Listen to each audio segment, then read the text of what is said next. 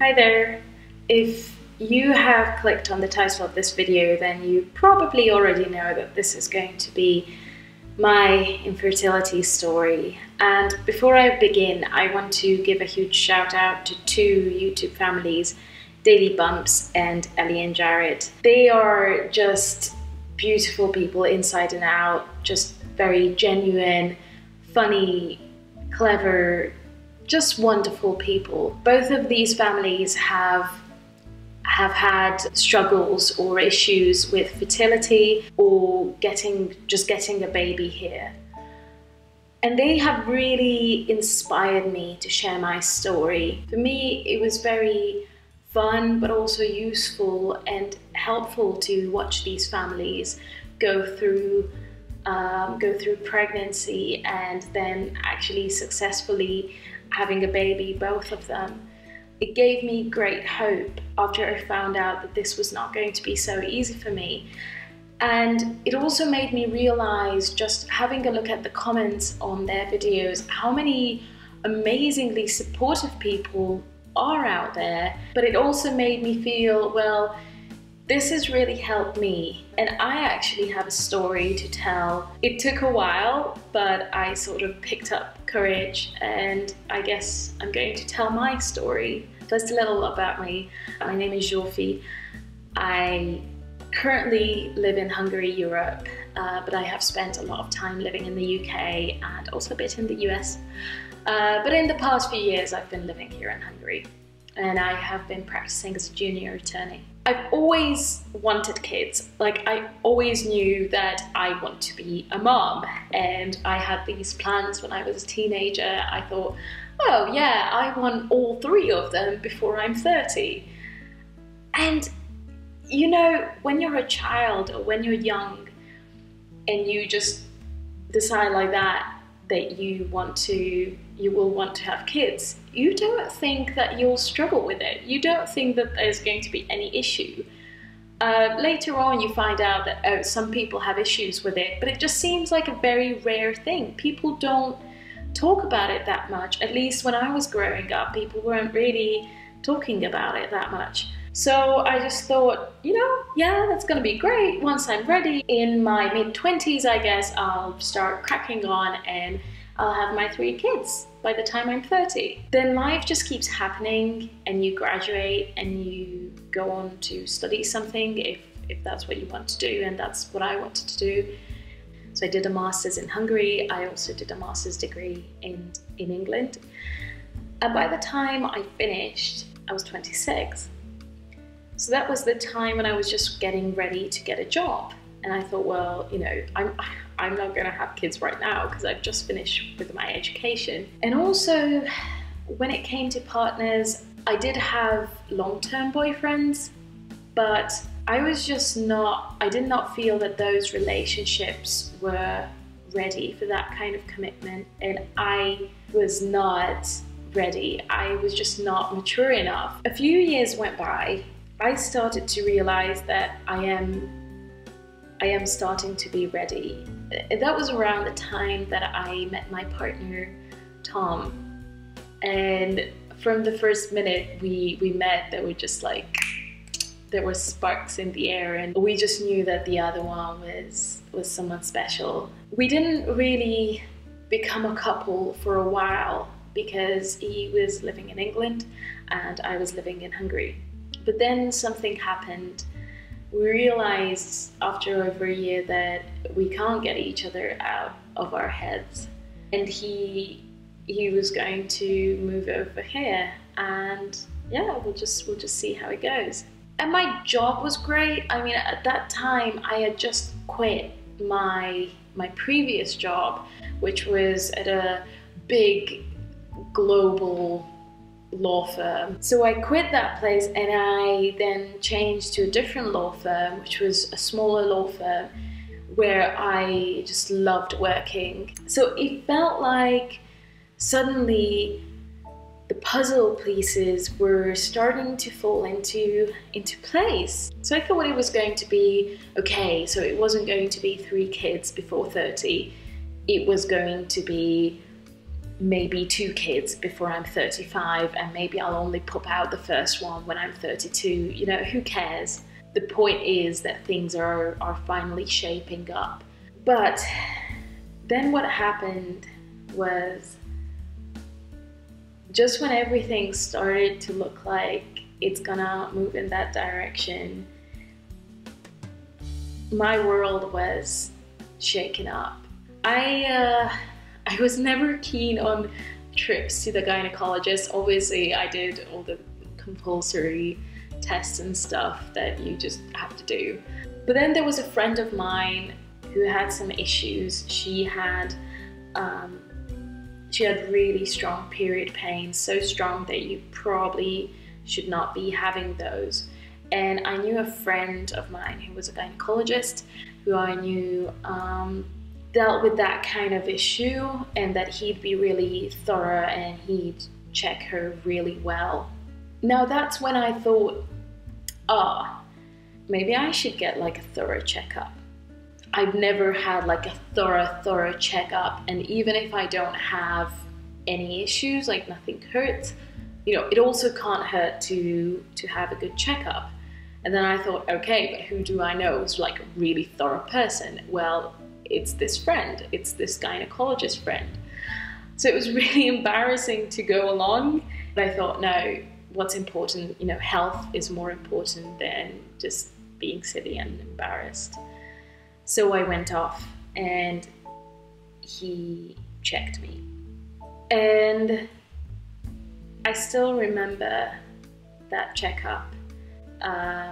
He used an ultrasound, and it was one of those ultrasounds that you have to place up to look around. And he was going like, oh yeah, everything's great, you know, there's no like cysts or anything.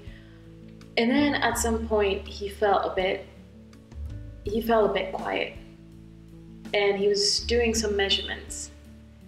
And, you know, I was like, is everything okay? And he's like, yeah, your ovaries and your uterus are slightly smaller than we like them to be. And at that stage, I wasn't sure what that meant. I was like, okay, fine. So, you know, I have a slightly smaller uterus, like. And when he gave me the measurements, obviously these were in millimeters, and they didn't seem that off for me. I was like, okay, so it's a couple of millimeters or a few millimeters off to what you like. And the left one was a bit more, and the right one was only a few off. And I thought, so, you know, what's the big deal? And he was saying, you know, it could be something or it could be nothing. It could be an indicator of my ovarian reserve not being as much as they like it to be. He suggested going for a blood test. At that time, again, I didn't know what to think. I didn't know what ovarian reserve was or what that meant. And I did a little search on it on Google, but I didn't think as much of it. I thought like, oh my God, there might be a problem. But then I just sort of forgot about it because I thought like, nah, you know, I was again back at that mindset that I was when I was a child or when I was a young teenager. Is like, infertility, yeah, I know it happens to some people, but it's just not gonna happen to me, however big a cliche that sounds, because everybody says that it's not gonna happen to me, but you do genuinely think, you know, I'm fine, I'm good, I don't have any indication of there being a problem, so there's not going to be a problem. So I went and had the blood works done. They came out with a figure that was not good. Basically, this test was an AMH test, and what it looked at was how many little eggs you still have, because you're, as a woman, you're born with a set number of eggs, which when you're born, I think it's still in its millions, but then it decreases to hundreds of thousands and then to 10,000s and so on. Just because you have this number of eggs, it also doesn't mean that those are all good eggs, that those are all going to be able to become fertilized and be the one that sort of like grows up to be bigger than the other and then rolls down and becomes fertilized. Some of those are not not really good eggs. They can never grow. They can never make a baby. So obviously, well, this test didn't say anything about the quality of the eggs that I had. It did say that I had much less than I should be having in my late 20s. Much less, which in turn indicates that I probably also have less good eggs. In fact, I may not even have any good eggs that could be fertilized.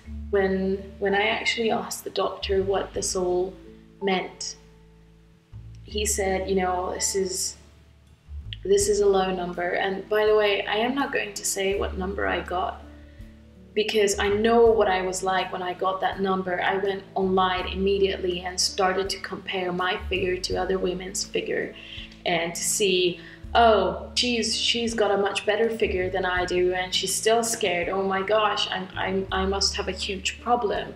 Or, oh well, maybe, you know, she got pregnant with a figure less than what I have, so maybe there's hope, but oh, I don't know, that might just be 1 in a million. I don't want anyone watching this to have that kind of feeling. Let's just say it was not a number that was good, that was appropriate for my age. It's a number that is much lower. You're only supposed to have this few eggs at much closer to menopause, and people don't fall pregnant that often close to menopause. It happens, but it's very, very, very, very rare. And basically what the doctor said to me is, if I thought that I had until 35 with this project, I probably don't. I have maybe a year or a year and a half, and even then it's not likely that I'll ever conceive naturally. I'll probably have to go through IVF. And then I asked him about like my chances, the percentage. He said, you know, with the women who come through with this kind of result into his office, about 10% of them do go on to have a child through IVF. You know, what I heard was, I am not gonna conceive naturally, and then I have 1.5 years to try with IVF. And even then it's 90% that this is not gonna happen. And I asked him if there was anything that can be done, any surgery, but I knew the answer. There's a lot of things you can fix, but if I don't have the eggs, if I just don't have them, there is nothing you can do with that. I guess you can hope for a miracle that from those few eggs, there's just the one that's gonna work. It's just not very likely. He was very nice because he looked at me and he said, Jofi, I know you. You're the kind of person who will become a mom. You know, I do believe in you. I do believe that this is gonna work for you. The thing is, even though he said that, I didn't believe myself. All that was going through my mind was naturally no, IVF, 90% no. And I just said to him, well, you know, what's the point in forcing this? And there's two things that I have taken away from this. The first thing is, there are a lot of women out there who if they're told they're infertile and it's gonna hurt them, but they won't see adoption or egg donation as an option. And I can completely understand and relate to that. But then I thought, if this kind of thing, you know, if I am infertile, if this was gonna happen to someone, and statistically, I guess it had to happen to someone, then yeah, I guess have it happen to me, because I do feel that for me, adoption or egg donation would be an option. My first thought was, okay, nature does not want more of me. Why does nature not want me to become a mother? And then I thought, that's not true. It's not nature's way of saying you're not good enough to be a mother. If I think that I am good enough to be a mother, then I can be a mother if I want to be. Because it's not the genetic information that will make me feel like a mom, but the fact that I am going to raise it. However hard it was, I think that's the number one message for me. However, the other message that I want to be taken away from this is just don't give up on the fact that the luck might work out in your favor as well. As much as I accepted, and how, you know, I think it was good that I accepted that I can be a mother through adoption, what I think was a mistake of mine is to just think this act of bad luck has happened to me and I'll just have to live with this for the rest of my life. And I didn't even consider that luck can change. And just because you have a doctor's note saying that something cannot happen doesn't mean it won't. And I say this because I got this news over a year ago, and this time last year I did not think that luck would have what it has now in store for me, and guess I want to show you what that is. It's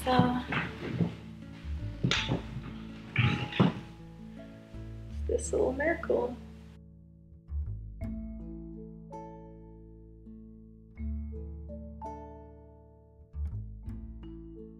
So yeah, as it would happen, I am expecting my baby, and I did fall pregnant naturally.